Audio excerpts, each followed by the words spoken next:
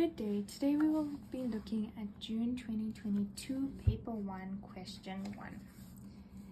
Okay, so this is an algebra question. As always, they have a solve for x section, they have some applied questions, they have a simultaneous equation and exponents as well. So let's start with looking at 1.1, which gives us x squared plus 2x minus 15 is equal to 0. And question 1, all the questions are involving you to solve for x. Okay, so 1.1, as I just said, the instructions are solve for x. And in 1.1.1, they tell us to solve for x in x squared plus 2x minus 15 is equal to 0. So just looking at that question, you're able to see that you have a trinomial. Just from the format of the question, the trinomial format always has a squared, a one variable, and a constant thereafter. Okay, so if we look at this, we need to find our factors. So how do we interpret this question? You look at 15.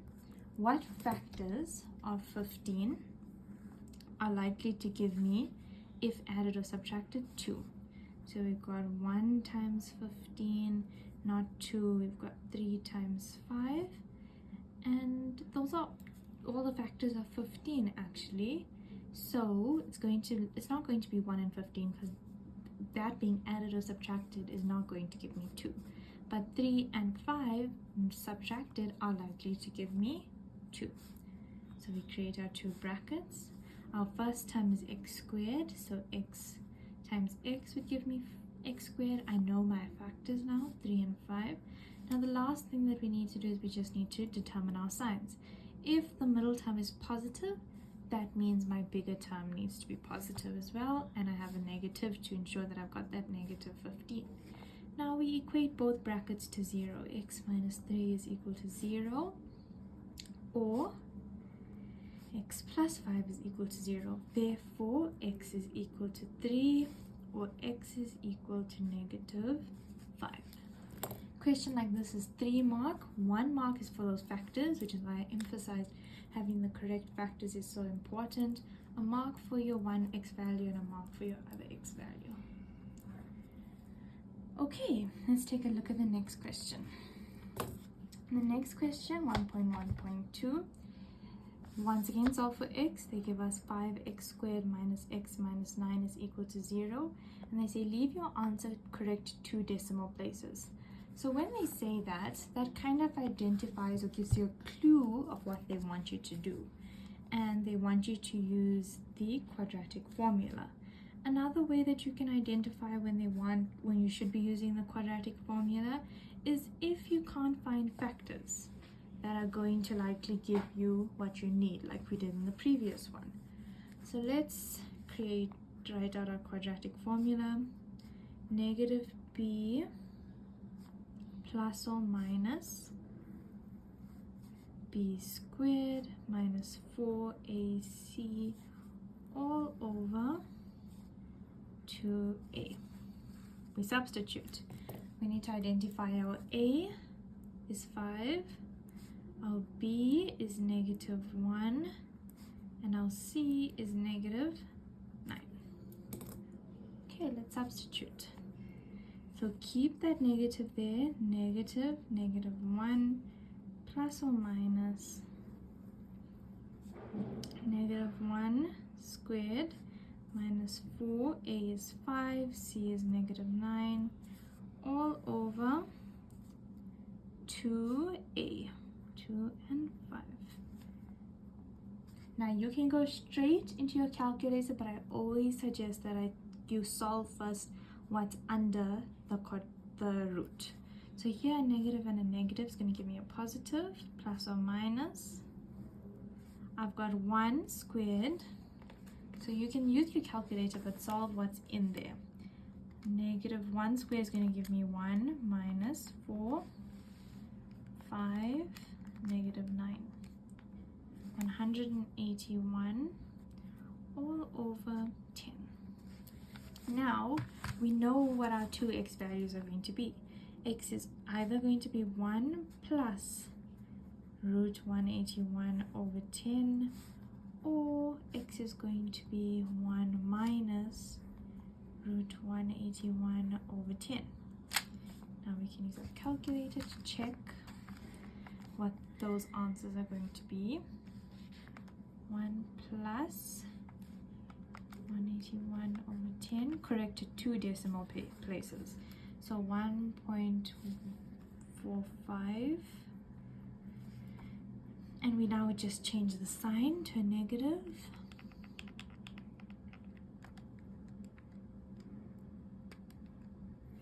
Negative 1.25. Okay, this was a 3-mark question. Substituting into the correct formula was 1 mark. The second mark is for your one answer, and the third mark is for your other answer. Our last one is 1.1.3. Our last solve for x question, which is x squared, it's an inequality, is less than or equal to 3x.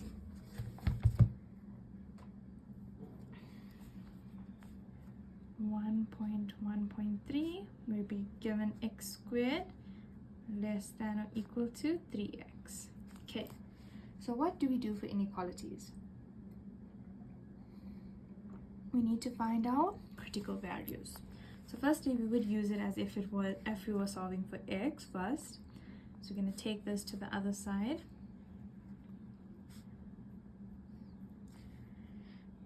We solve for x. We're going to take out x as a common factor. X minus 3 less than or equal to 0. So my critical values are going to be x would be equal to 0 or x would be equal to 3. We use a graph. So this is point 0.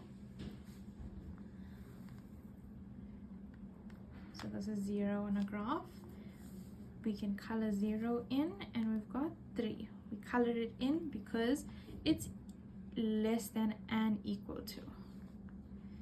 So my answer is going to be that the x values are going to lie within there. So my answer would be 0 is less than or equal to x, which is less than or equal to 3, because our x values lie between those points.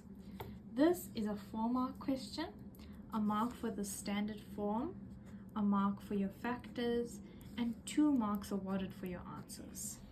An alternate way of writing this as an answer would be that x is equal to closed brackets, because they are definite answers, because it's less than or equal to 0 to 3. Okay.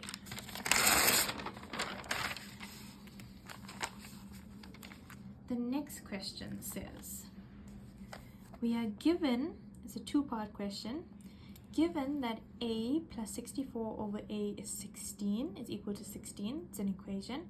They want us to solve for a. Okay, that should be fairly simple. So we write out what we've been given. We've been given that a plus 64 over a is equal to 16. They want us to solve for a. So the very first thing that I'm going to do is I'm going to take 16 to the other side. I don't like working with fractions, so I'm going to multiply both sides by a to get rid of that fraction. So I'm going to have a squared plus 64 minus 16a. And what format do I see now? I see the format of a trinomial. Let's just rearrange. So we need to find our factors. What factors of 64 are likely to give me 16? I've got 1 times 64, 2 times 32. We could have 4 times, does 64 divide by 4? Yes, 16.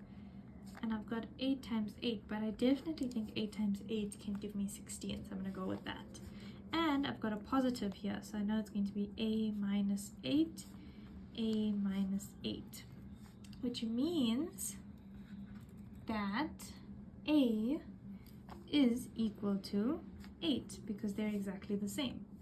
So that was the first part of the question. This was a 3-mark question. Once again, always for that standard trinomial form, your factors and your answer, 3 marks. So even if you aren't able to do 1.2.2, you understood 1.2.1 where we had to solve for a. So 1.2.2 continues from there, and it says hence solve for x from this using, so it's obviously connected to the previous question. So let's write it out and see what we can identify. So they say hence solve for x. They give us 2x plus 2 to the power of 6 minus x equal to 16. I can already see a similarity between the two, but let's just try to further enhance that similarity. So my 2x is the same as my a. I still have the 16, but let's try to make the 64 over a the same as this. What is 2 to the power of 6? 64. Okay, I'm already seeing that I have a similarity. 64 over 2x. Remember, when you take a negative to the bottom, it becomes positive. Just looking at the 2 now, can we see that a is the same as 2x? Therefore, 2x is also equal to 8. Now we can solve for x. 2x, 8 is 2 to the power of 3. Therefore, x is equal to 3. So here with these types of questions, whenever they say hence solve, try to find the similarities, because they want you to use your answer from the previous one. So the first mark that you get is for using your exponential laws here. The second one is for this form and your answer. I do want you to go over that again and we're going to try to look for more questions like this, because it requires you to be able to identify the similarities between this to that, because it was all a part of one question. Okay, let's look at 1.3. 1.3 says, without the use of the calculator, calculate the value of this. I'm going to write this out. So they're wanting you to make use of your exponential laws. So at the top, we have 2 to the power of 1002 plus 2 to the power of 1006 over 17 to 998. So without using a calculator, I can see that I can simplify this to make it the same as the first term, so that I can take it out as a common factor. So let's do that. So I've got 2 1002 plus 2 1002, because what is the law of exponents? Is that when you have the same bases with exponents, you add them. So 1002 plus 4 would give me 1006. 17, nothing I can change at the bottom.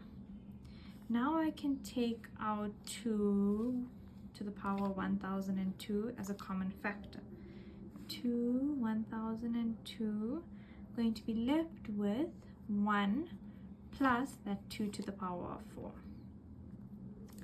All over 17, 2 to the power of 9,908. And now I can see that I can use a different exponent law. So the law that I used here was same bases, exponents are added. Okay, here the law that I can use is when we have division,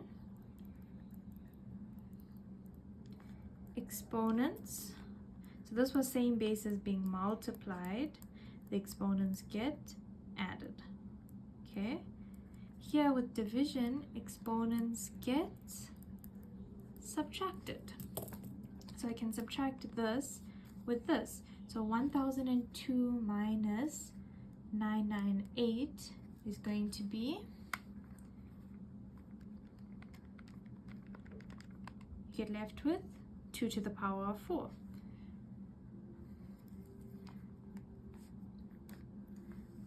So I get left with 2 to the power of positive 4, which is why it's at the top. I still have the 17 at the bottom. What's 1 plus 2 to the power of 4? That is 17. So now we can cross multiply. We get rid of our 17. We just have root 2 to the power of 4. And let's do that now. So you technically can use your calculator for simplification of things, but the majority of it you should not be using your calculator. And even so, if we were to not use our calculator, here we can calculate 2 to the power of 4, which is 2 times 2 times 2 times 2. 4 times 2 is 8. 8 times 2 is 16. So 16 is equal to, root of 16 is 4. Okay, this was a long question, but it was a 4-mark question. The first one is for finding that common factor there. The second one is the second factor, on the second point that you found that you were able to remove, which is this rule here, the division. The third one is for your simplification and for your answer. Okay, we're on to our very last question, which is a simultaneous question. It says solve for x and y simultaneously, and we get given 2x minus y is equal to 2, and 1 over x minus 3y is equal to 1. So this first one looks simpler, so I'm going to simplify this where I've got y is equal to, I'm going to take y to the other side, 2x, and take 2 to the side, minus 2 is equal to y. That's my number 1, this is my number 2. I'm going to substitute 1 into 2. So what is my 2? It's 1 over x minus 3y is equal to 1. I'm going to substitute this now into my y. So 1 over x minus 3, 2x minus 2 is equal to 1. Let's simplify. 1 over x minus 6x plus 6 is equal to 1. I'm going to take everything to the one side, so I just have 0 on the other side.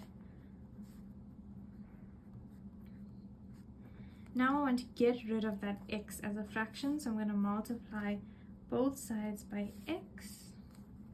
I'm going to be left with 1 minus 6x squared plus 6x minus x equals 0.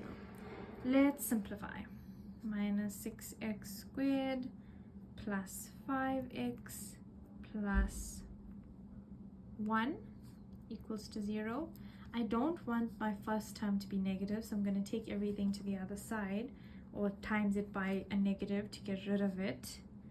Minus 5x minus 1. Let's times by a negative. Okay. Now I can solve. So I want my 2 brackets. First term I've got 6, I've got 1, 6 and 1 does give me 5. So 6x and x, 1, 1. Now I just need to ensure that my signs are correct. My negative, it's negative 5, therefore my 6 times 1, my bigger term needs to be negative and my smaller terms need to be positive. Because 6 times negative 1 gives me negative 6. Negative 6 plus 1 would give me negative 5.